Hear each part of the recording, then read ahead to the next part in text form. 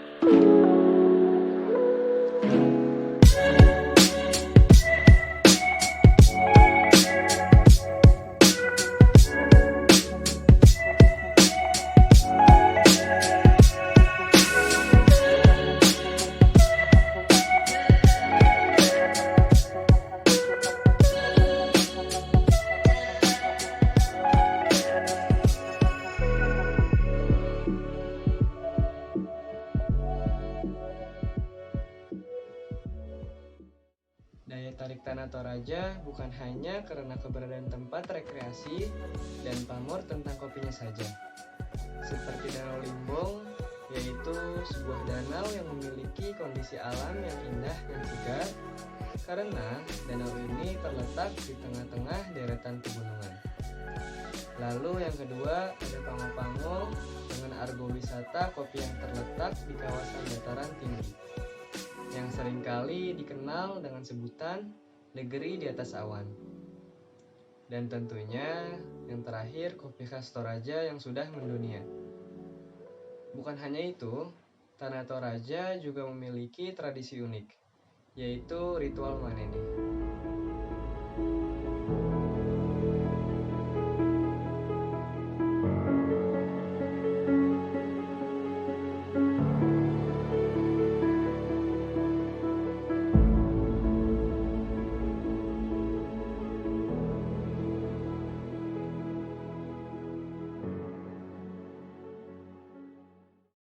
From the sociological perspective, that's a kind of keeping social interaction between those who are still alive and those.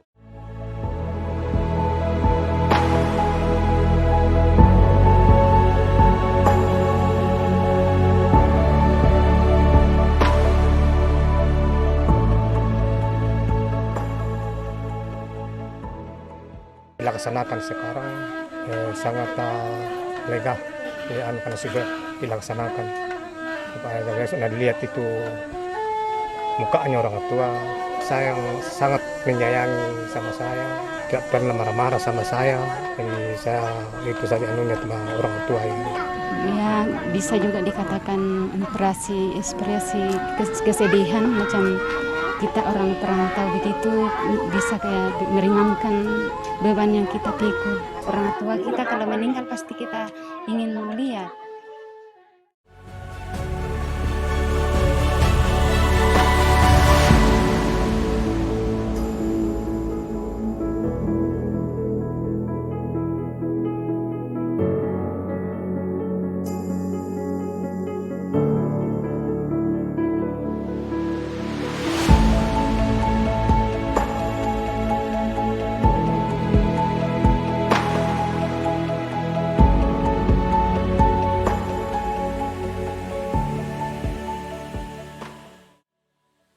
Ritual manene merupakan sebuah ritual adat dalam budaya suku Toraja.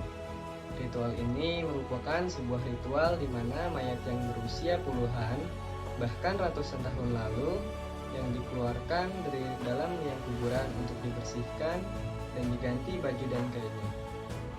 Ritual adat ini termasuk dalam upacara adat Rambu Solo atau upacara adat kematian. Suku Toraja adalah suku yang menetap di pegunungan bagian utara Sulawesi Selatan, Indonesia. Populasinya diperkirakan sekitar 1 juta jiwa, dengan sekitar 500.000 diantaranya masih tinggal di Kabupaten Tanah Toraja, Kabupaten Toraja Utara, dan Kabupaten Mamasa.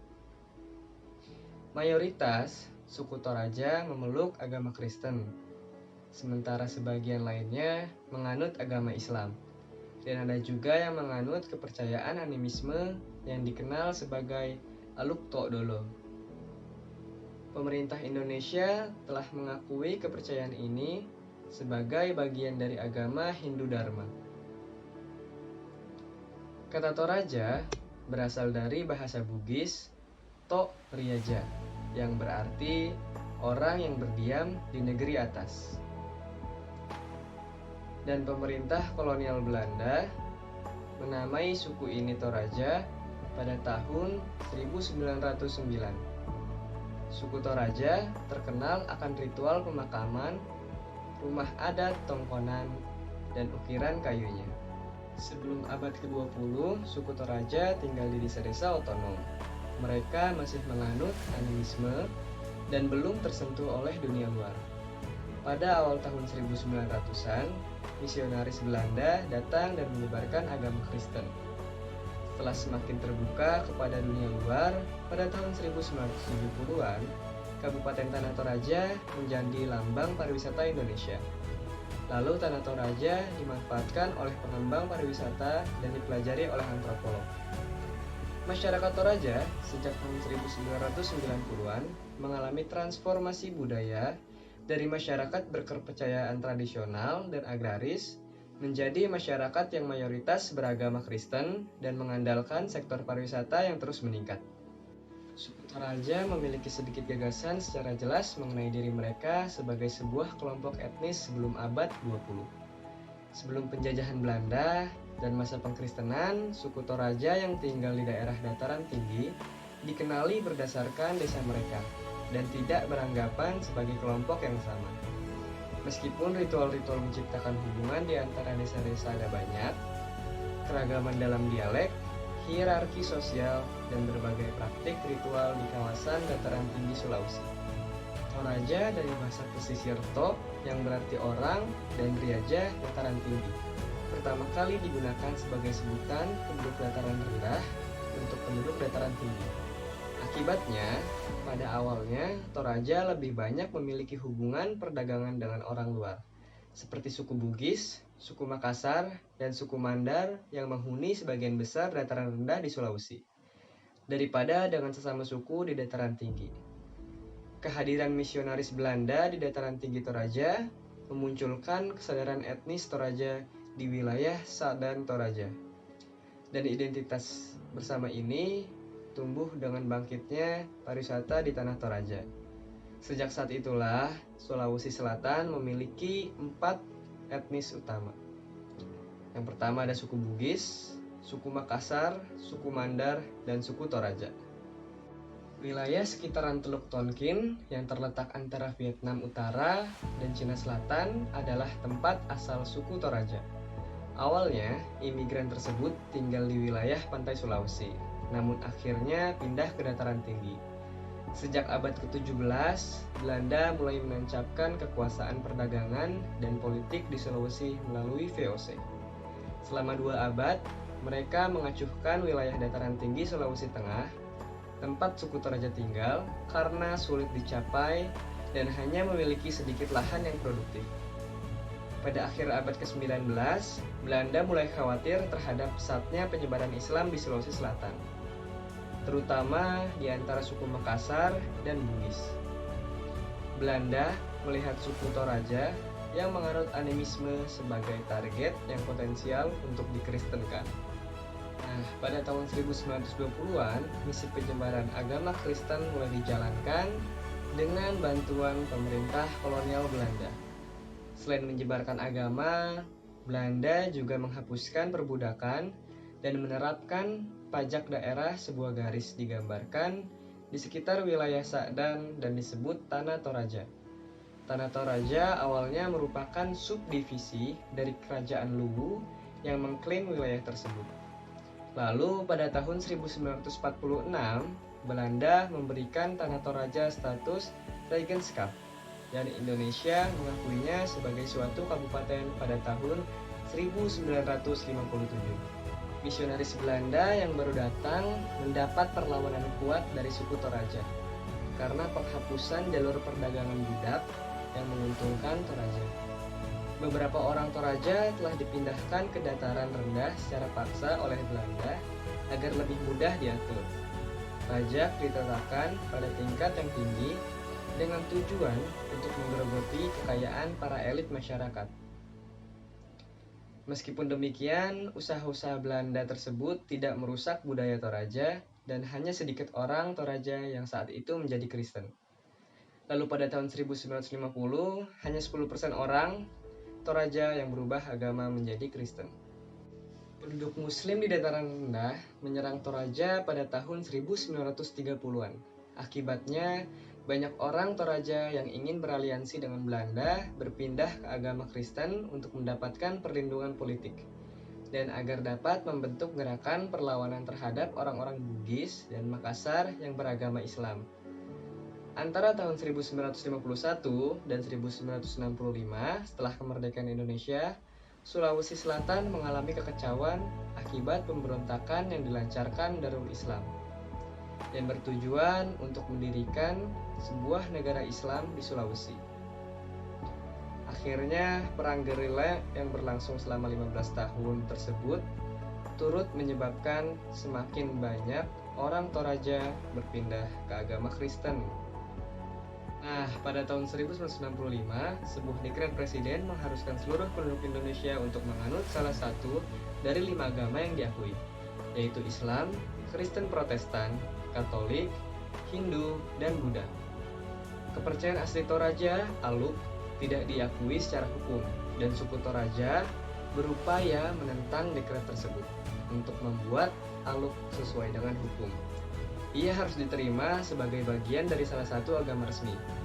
Akhirnya, pada tahun 1969, Aluk Todolo dilegalkan sebagai bagian dari agama Hindu Dharma. Nah, teman-teman, setelah kita mengenal suku Toraja, selanjutnya saya akan menjelaskan sedikit tentang kebudayaan tradisi ritual Mak Nene. Ritual ini diawali dengan datangnya para anggota keluarga ke Patane untuk mengambil jasad sanak saudara yang telah meninggal dunia. Patane adalah kuburan berbentuk rumah tempat menyimpan mayat. Sebelum membuka peti dan mengangkat jenazah, Nek Tomina akan membacakan doa dalam bahasa Toraja kuno serta memohon izin kepada leluhur agar masyarakat mendapat rahmat dan keberkahan setiap musim tanam hingga panen. Nek Tomina sendiri merupakan gelar adat yang diberikan pada orang yang dituakan atau tetua. Dapat juga berarti imam atau pendeta. Kemudian, jasad tersebut dibersihkan menggunakan kuas setelah dikeluarkan dari Patane. Dan pakaiannya pun diganti dengan kain atau pakaian baru. Setelah pakaian baru terpasang, jenazah tersebut dimasukkan kembali ke Patane. Nah, rangkaian acara Mak Nene ditutup dengan berkumpulnya anggota keluarga di rumah adat yang bernama Tongkonan untuk beribadah bersama. Biasanya ritual Mak Nene dilakukan serempak satu keluarga atau bahkan satu desa sehingga tradisi ini berlangsung cukup lama. Waktu pelaksanaan Mak Nene berdasarkan kesepakatan bersama keluarga dan Nek Tomina melalui musyawarah desa. Tradisi ini juga digelar sekali dalam kurun waktu 3-4 tahun untuk mempererat silaturahmi sehingga keluarga yang berada di perantauan bisa menjenguk orang tua atau nenek todolo atau nenek moyang.